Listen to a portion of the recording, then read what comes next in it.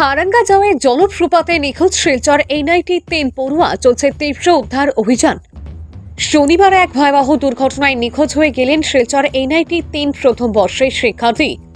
তারা ঘুরতে গিয়ে ডিমা হাসাও জেলার মনোরম পাহাড়ি এলাকা হারাঙ্গা যাওয়ের বৌলস্থল জলপ্রপাতের গভীর জলে পড়ে নিখোঁজ হন বলে জানা গেছে। নিখোঁজ শিক্ষার্থীদের নাম সৌহার্দ্য রায়, সর্বকত্রিকা এবং রাধিকা। তিনজনই শিলচর এনআইটির প্রথম বর্ষের ছাত্রছাত্রী এবং সম্প্রতি তারা কলেজের ক্লাসের চাপ থেকে কিছুটা মুক্তি পেতে বন্ধু বান্ধবদের সঙ্গে হারাঙ্গা যাও ঘুরতে গিয়েছিলেন। স্থানীয় সূত্রে জানা গেছে, শনিবার বিকালে তারা বৌলস্থল জলপ্রপাতের ধারে ছবি তুলছিলেন ও জলপ্রপাতের জলে নামেন। সেই সময় আচমকা একজন শিক্ষার্থী গভীর জলে তলিয়ে গেলে বাকি দুজন তাকে বাঁচাতে ঝাঁপ দেন, কিন্তু প্রবল স্রোত ও গভীরতার কারণে তিনজনই নিখোঁজ হয়ে যান।